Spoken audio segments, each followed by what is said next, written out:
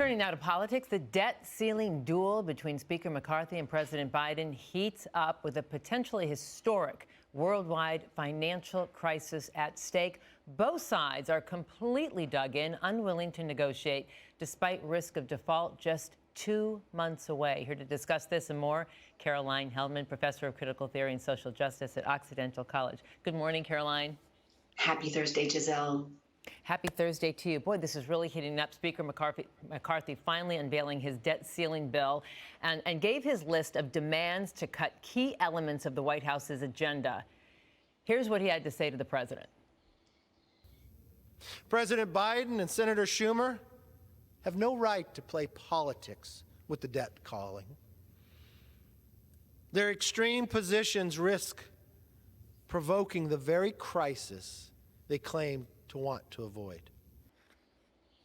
President Biden says he will not negotiate the budget until a clean debt ceiling is passed. We're careening toward dangerous territory. Who wins the narrative here, Caroline? Well, it's hard to say, but I think Biden has a bit of an advantage in that he can easily frame this issue as a routine procedure. The debt ceiling has been raised over 100 times, including 3 times under Donald Trump. And a decade ago, when Republicans played chicken in a similar way with the debt ceiling and caused our credit rating to suffer, they were blamed at that time. With that said, it is very obvious that both sides are going to paint the other side as playing politics. At the end of the day, we absolutely cannot have our first default in U.S. history because it will cause a global economic crisis. Both sides are very aware of this, but Kevin McCarthy has his work cut out for him, catering to the extreme wing of his party that put him into power. Yeah, the programs Speaker McCarthy wants to cut from the budget are key components to Biden's agenda: student loan forgiveness, Meals on Wheels, IRS and education funding. Even if Biden agreed, the plan would never get through the Democratic-controlled Senate. So McCarthy knows this all too well. Is he and the entire country being held hostage here by the MAGA Republicans? Well, they're certainly driving the agenda, and you bring up a very good point that it will not pass through the Senate, right, because Democrats are still in control of that part of Congress, but he's hoping to put pressure on Biden. I think actually it goes beyond just the debt ceiling, that it will actually be an optics problem for Republicans because the cuts you mentioned, 75% of Americans agree that wealthy folks should pay their fair share or more in taxes.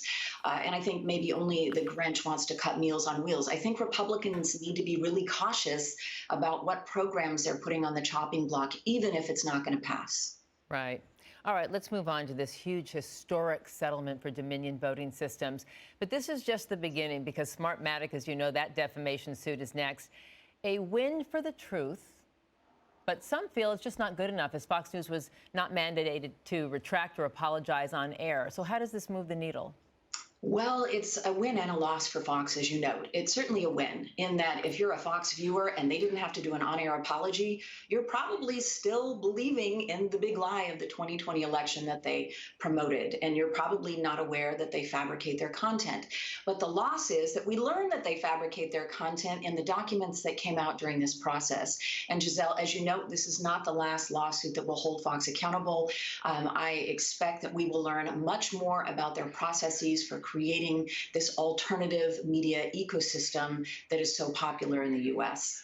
Yeah, many at Fox News are blaming former President Trump and his lies for this mess, and some believe it bolsters the cases of both the special counsel and the Fulton County DA. Does it? And does it impact his run for president?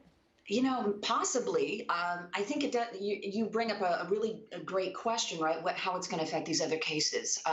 Certainly, having a previous court confirm that the big lie is actually a lie helps the D.C. case when you're looking at how Trump tried to overturn the 2020 election, and it certainly helps with the Georgia case that has some of the similar questions or similar pieces of evidence. In terms of whether or not it affects him running, I think he's absolutely going to run, and he's probably going to do whatever he can to get the nomination.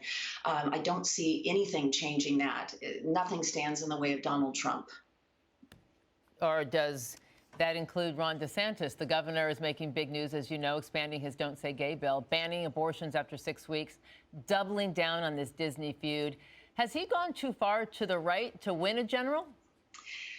I am surprised by how far to the right he's gone if he's looking at a general presidential election. Recent poll by PRRI finds that 80% of Americans support LGBTQ plus rights, 80%. So it will certainly play to his base in getting the Republican nomination. And I do think it really at this point comes down to DeSantis and Trump. Who knows? But those are the likely front runner contenders. DeSantis will help him during the primary race, but can you imagine 80% of Americans supporting queer folks, and Ron DeSantis has taken such drastic steps against them in his own state? Right. So let's move now to the Supreme Court. It's extended this access to over the abortion pill, mifepristone, until just tomorrow. And the conservative court is in a tricky spot, aren't they, Caroline? They know banning Roe has inspired the Democratic base and is costing the GOP election. So what kind of a position are they in right now? Well, they're in a position where 85% of Americans do not agree with the court. 85% of Americans think that abortion should be legal under some circumstances. I think they're also up against the wall in terms of outlawing a drug that's been on the market and safe for 23 years. That calls into question the entire FDA approval process and puts judges in a position to overturn medical science. At the end of the day, the court's in a tough position because this is a push to outlaw abortion nationwide, despite what the court said when they overturned Roe and said, you know, we're going to leave it up to the states. That's not what pro-life advocates want. They want it banned in the United States. Yeah, uncharted territory for sure. All right, before I let you go, Senate Republicans blocking the replacement of Dianne Feinstein in the Judiciary Committee, as she'd asked, increasing calls even from Democrats for her to resign. Caroline, we've seen her immense importance in the Senate. But the importance of judges is also big. Biden cannot get his nominations through with Feinstein sidelined. So should she step down? That's a really big question. This is a person who has faced incredible sexism, and some are claiming is now facing ageism throughout her career.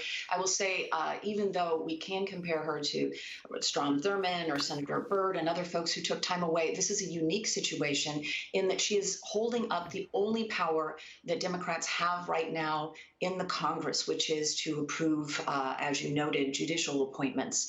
And so this is a unique position. She has asked for a replacement. Republicans are standing in the way. If you're a Democrat, you definitely want her to step down at this point. Right.